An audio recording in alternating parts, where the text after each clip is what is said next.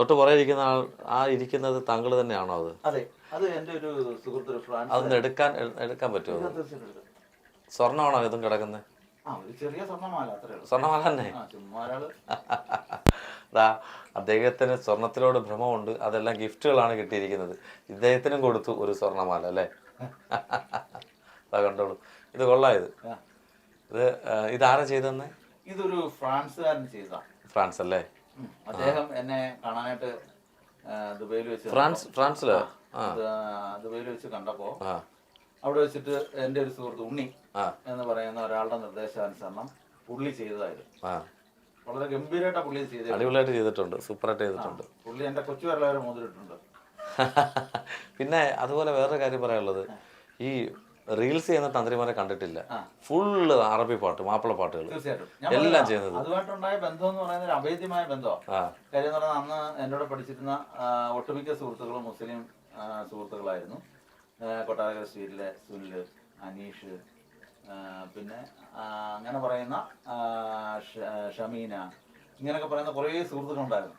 അന്ന് ഇവരോടെല്ലാം ഉള്ള സഹകരണം, ഞങ്ങൾ ഒരുമിച്ച് ഇരുന്നുള്ള ഭക്ഷണം, മുന്നിലെ റാവുത്തറ മുന്നിലെ സുല്ലും ഞാനൊക്കെ എന്ന് പറഞ്ഞാൽ ഒരു പാത്രത്തെ എന്നായിരുന്നു ഭക്ഷണം കഴിക്കുന്നത്. അന്ന് ഈ ജാതിഭേദം മതദ്വേഷം ഇപ്പോഴും ബന്ധം അതുപോലെ കീപ്പ് ചെയ്തുകൊണ്ട് പോകുന്നുണ്ട്. എപ്പോൾ അവിടെ വെച്ച് ഞാൻ അതിലെ വന്നാലും ഞാൻ അവനവിടെ ഉണ്ടെങ്കിൽ അവിടെ നിർത്തി അവൻ്റെ അടുത്ത് സംസാരിക്കാതെ പോരത്തില്ല. അതുപോലെ അനീഷ്, പിന്നെ അവിടെ സംസം ഹോട്ടലല്ലേ എൻ്റെ അടുത്ത് നിസാമ, ഇവരെല്ലാവരും ബന്ധം എന്ന് പറഞ്ഞാൽ ഒരിക്കലും നമുക്ക് പിന്നെ നമ്മുടെ ഇറച്ചി വിട്ടുന്ന തടിയനില്ലേ, സ്ട്രീറ്റിൽ നിന്ന് വരുമ്പം ലെഫ്റ്റ് സൈഡിൽ മറ്റേ നല്ല തടിയുള്ള പേര് മറന്നുപോയി. അവരെ ഞങ്ങളെല്ലാം ഒരുമിച്ച് ഒരു ബെഞ്ചിരുന്ന് പഠിച്ചവരാ. ഇവർ വിചാരിക്കും ഞാനതൊക്കെ പഠിച്ചു വെച്ചിട്ടാണ്. എൻ്റെ നാട്ടുകാരനാണ് കേട്ടോ, ഞങ്ങൾ 2 സ്റ്റോപ്പിന് ഇപ്പുറത്തുള്ളൊരു ബന്ധമാണ്. എന്നാൽ ഇന്നാണ് എടുക്കാൻ തോന്നിയെന്ന് ചോദിച്ചാൽ, കാര്യം നമ്മുടെ ചാനലിലെ ഒരു ഇതെന്ന് പറയുന്നത് മിനി സ്ക്രീനിലെ ആൾക്കാരെയാണ് നമ്മൾ പരിചയപ്പെടുത്തുന്നത്. സീരിയൽ സിനിമ താരങ്ങളുടെ മാത്രമേ എടുത്തിട്ടുള്ളൂ. ഫസ്റ്റ് ടൈമാണ് നമ്മൾ ഇങ്ങനെ ഒരു ജോത്സ്യൻ്റെ ഒരു ഇൻ്റർവ്യൂ എടുത്തിട്ടുണ്ട്. ഹരി പത്തനാപുരത്തിൽ എടുത്തിട്ടുണ്ട്. പക്ഷേ ഇത്രയും ഗിഫ്റ്റ് കിട്ടിയ ഒരു ജോത്സ്യനെ ആദ്യമായിട്ടാണ് നമ്മൾ ഇൻ്റർവ്യൂ എടുക്കുന്നത്. നമുക്ക് വേണ്ടി 2 വരി മാപ്പിള പാട്ട് പാടണം. തീർച്ചയായിട്ടും നിർബന്ധം, അത് പാടിയേ പറ്റും. കാര്യം അതിലൊക്കെ ഫസ്റ്റ് കിട്ടിയ ആളല്ലേ. ഫേവറേറ്റ് ആയിട്ടുള്ളുണ്ട്. അനുഗ്രഹം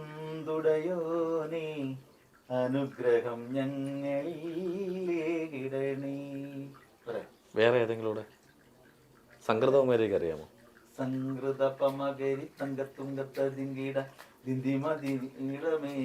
ആ പാട്ട് മൊത്തം എനിക്കറിയാവുന്ന, ഞാൻ പാടിയിട്ടുള്ള പാട്ടാണ്. പക്ഷെ ഇപ്പം ഒരുപാട് കാലമായില്ലേ. അറിയാവുന്ന ഒരു 2 വരി ഫേവറേറ്റ് ആയിട്ടുള്ള, എല്ലാവർക്കും ഫെമിലിയർ ആയിട്ടുള്ള ഒരു പാട്ട്. എത്തി മിന്നത്താനൊക്കെ ചെയ്തിട്ടുണ്ടല്ലോ. അതെല്ലാം ചെയ്തിട്ടുണ്ട്, പക്ഷെ ഓർക്കുന്നില്ല, പാട്ട് വരികൾ ഓർക്കുന്നില്ല.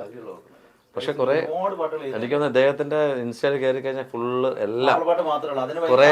ഇന്നലെ ഒരു വിദ്വാൻ എന്നെ വിളിച്ചു കായംകുളത്തുനിന്ന്. എന്തോ ഹിന്ദുവിന്റെ ഏതാണ്ട് വലിയ നേതാവാണ് എന്ന് പറഞ്ഞിട്ട് പുള്ളിയുടെ നമ്പരൊക്കെ ഞാൻ സേവ് ചെയ്തിട്ടുണ്ട്. പേര് അറിയാമോ? പേര് അറിയത്തില്ല. പുള്ളി എൻ്റെ അടുത്ത് പറഞ്ഞ് എന്നെ അടിക്കും, വെട്ടും, ഹിന്ദുക്കൾക്ക് മൊത്തം ഒരു ആക്ഷേപമാണ്, മാപ്പിളപ്പാട്ട് കുറിയിട്ട് ചെയ്യുന്നു എന്നൊക്കെ പറഞ്ഞ് പുള്ളി ഓരോ ഡയലോഗ് തൊപ്പിട്ടോ കന്തൂരായിട്ടുണ്ട് ചെയ്തിട്ടുണ്ടല്ലോ. കന്തൂരായിട്ടുണ്ട് ഞാൻ. എനിക്ക് ആ കന്തൂർ തന്നെ ഭയങ്കര ചരിത്രമാണ്. ഒരു വലിയൊരു ഷേഖ് ഫാമിലിപ്പെട്ട ഒരാള് എനിക്ക് തയ്പ്പിച്ചിട്ട് തന്നെ 2 കന്തൂറ. അറബിമാരുടെ വേഷമാണ് കന്തൂർ എന്ന് പറയുന്നത്, അറബി വേഷം. ഈ ഗിഫ്റ്റ് അപ്പൊ അയാള് പറഞ്ഞേക്കുന്നേ എൻ്റെ അടുത്ത് ചോദിച്ചു നിങ്ങൾ എവിടെയാ എൻ്റെ അടുത്ത് ചോദിച്ചു. അപ്പൊ ഞാൻ ചേട്ടന് പോയി എവിടെയാ? ഞാൻ അന്നേരം കായംകുളത്ത് പോകുന്നു. എന്റെ ദേശം കായംകുളത്ത് കാണാൻ കിട്ടിയ ആളെ അടിക്കും. ഞാൻ പറഞ്ഞു ചേട്ടൻ ഒരു കാര്യം, ഞാൻ കായംകുളം ബസ് സ്റ്റാൻഡ് തൊട്ടിപ്പുറത്ത് കൊണ്ടുപോകും, ആട്ടോ സ്റ്റാൻഡ്. അപ്പൊ ആട്ടോ സ്റ്റാൻഡിൽ നിർത്തിയിട്ട് ഞാൻ കാര്യം പറയാം. ഞാൻ അവിടെ നിന്ന് വരുന്ന ഇങ്ങോട്ട് തിരിയുന്ന കണ്ടോണ്ട് കായംകുളത്ത് ബസ് സ്റ്റാൻഡിന്റെ ഫ്രണ്ടിലെ ആട്ടോ സ്റ്റാൻഡിലെ നമ്മുടെ സുഹൃത്തുക്കൾ ചാടി വീണ് എന്നെ കണ്ടോണ്ടേ ചാടി കൊണ്ട് എവിടെ പോകുന്നു ചാടി വന്നാലും ഞാൻ അവിടെ നിർത്തി അവരുടെ സംസാരിച്ചിട്ടിരിക്കുമ്പോ ഫോൺ കോൾ വരും. ഞാൻ പറഞ്ഞ കായംകുളത്ത് ബസ് സ്റ്റാൻഡിന്റെ ഫ്രണ്ടിൽ ഞാൻ ആട്ടോ സ്റ്റാൻഡിലുണ്ട്, ഇങ്ങോട്ട് വന്നാ ഇപ്പൊ കാണാനില്ല. ചേട്ടന്റെ അഡ്രസ്സ് പറഞ്ഞ് ഇവിടെ നിന്നുള്ള ആരെങ്കിലും ആട്ടോ സുഹൃത്തുക്കളെ കൂട്ടിയിട്ട് ഞാൻ ചേട്ടന്റെ വീട്ടിലോട്ട്. അല്ല നിങ്ങളുടെ വീട്ടിലോട്ട് വരുന്നത്. ഞാൻ പറഞ്ഞു എന്റെ വീട് ഇന്നടുത്താണ്, ഞാൻ ഫുൾ ടൈം അവിടെ കാണുന്ന ഒരാളെ ഇങ്ങോട്ട് വരാൻ. ഇതാണ് നമ്മുടെ മനുഷ്യന്മാർ. ഈ ജാതിയും മതവും പറഞ്ഞ് ഇന്നും ഇത്രയും വിദ്വേഷങ്ങൾ ഉണ്ടാക്കുന്ന എങ്ങനെ ആൾക്കാരുണ്ട്. ഇത്രയും വിഷയങ്ങൾ നടന്നിട്ട് ഇപ്പൊ ഇവിടെ ഈ നടന്ന ആ ഒരു ഉരുൾപൊട്ടലില് ആരാ സഹായിക്കുന്നേ? ജാതി നോക്കിട്ടാ. ഹിന്ദുവിനെ മുസൽമാൻ എടുത്തോണ്ട് പോകുന്നു, മുസൽമാനെ ഹിന്ദു എടുത്തോണ്ട് പോകുന്നു, ക്രിസ്ത്യാനിയെ മുസൽമാനെ ഹിന്ദു കൂടെ ഒരുമിച്ച് എടുത്തോണ്ട് പോകുന്നു. നമ്മൾ ഈ വീഡിയോകളൊക്കെ കാണുന്നില്ലേ? ഇവിടെ കൈ പിടിച്ചുകൊണ്ട് പോകുന്ന ഒരാളെ ആ ജാതി നമ്മൾ കൊറോണ സമയത്ത് ഹിന്ദുവിന്റെ വീട്ടിൽ മുസ്ലിം ആയിരിക്കും ആഹാരം കൊണ്ടു കൊടുക്കുന്നത്, ചിലപ്പോൾ തിരിച്ചായിരിക്കും. എനിക്ക് അനുഭവമുള്ള കൊറോണ സമയത്ത് ഒരുപാട് എൻ്റെ അടുത്ത് ചോദിച്ചു, ഈ കൊറോണ കാലത്തിൽ നിങ്ങൾ എവിടെ ആയിരുന്നു, ജലപ്രളയം ഉണ്ടായപ്പോൾ എവിടെ ആയിരുന്നു? ആലപ്പുഴ 12 ക്യാമ്പിലേക്ക് വിടുന്ന എല്ലാ സാധനങ്ങളും ഒരു ട്രക്ക് നിറച്ച് ഇവിടുന്ന് കൊണ്ടുപോയി ഒരു ബോട്ട് എടുത്തിട്ട് കൊണ്ടുപോയി കൊടുത്ത ഒരാളാണ്. അതുപോലെ കൊറോണ സമയത്ത് ഈ നമ്മുടെ ഈ തൊട്ടടുത്ത പഞ്ചായത്തുകളിൽ മൊത്തം അന്ന് ശുചീകരണം നടത്തിയതും ഞാനാ. അത് നമ്മുടെ നേതൃത്വ പഞ്ചായത്തിൽ ചോദിച്ചാൽ അവിടുത്തെ ഭരണകർത്താക്കളോ. ഇപ്പം നമുക്ക് പുറത്ത് സോഷ്യൽ മീഡിയ കൊടുക്കേണ്ട കാര്യമില്ലല്ലോ. ഇപ്പം ഇങ്ങനെ ഒരു അവസ്ഥ വന്നതുകൊണ്ട് ഇപ്പം കുറച്ച് പേരെ എൻ്റെ അടുത്ത് വിളിച്ചു പറഞ്ഞു, തന്ത്രി ഇത് രഹസ്യമായിട്ട് കൊടുക്കരുത്, നിങ്ങൾ എല്ലാവരും അറിയണം. ചെയ്തു എന്ന് പറയുന്നതല്ല, നമ്മൾ അറിയിക്കണം. അതുകൊണ്ട് മാത്രമേ അതിന്റെ അടിയിൽ വന്ന ആൾക്കാർ കമന്റ് ഇട്ടിട്ടുണ്ട്, ഇയാൾക്ക് കള്ളപ്പണം കിട്ടുന്നതല്ലേ ഇയാൾക്ക് കൊടുത്തൂടെ. അപ്പൊ എന്തുകൊണ്ട് ഇപ്പം ഒരാൾ ഒരു കൂലിപ്പണിക്ക് പോയാൽ അയാൾക്ക് ദിവസം 1000 രൂപ ഉണ്ട്. അതെ, ഒരു വീട്ടിൽ 4 പേര് പോകുമെങ്കിൽ അതിനകത്ത് 100 രൂപ വെച്ച് അവർ മാറ്റി വെച്ച് കൊടുക്കാം അല്ലേ? അതെ, ഒരു 4 കയ്യിൽ മേടിച്ചു കൊടുക്കാം അല്ലേ? ഇങ്ങനെ ചിന്തിക്കുന്ന എത്ര പേരുണ്ട്?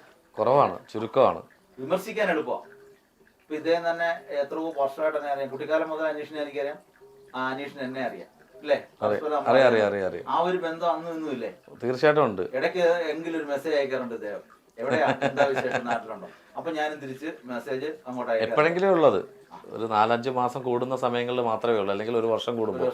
ഈ അങ്ങനെ പറയുമ്പോഴും ബെൻസൊക്കെ ഗിഫ്റ്റ് കിട്ടിയ ചരിത്രങ്ങൾ കേട്ടിട്ടുണ്ട്. ഈ ആ ബെൻസ് ഇവിടെ കാണുന്നില്ല. ബെൻസ് സർവീസിന് കൊടുത്തേക്കോ, അപ്പം തിങ്കളാഴ്ച കിട്ടും. അത് ആരാ തന്നേരാണ്?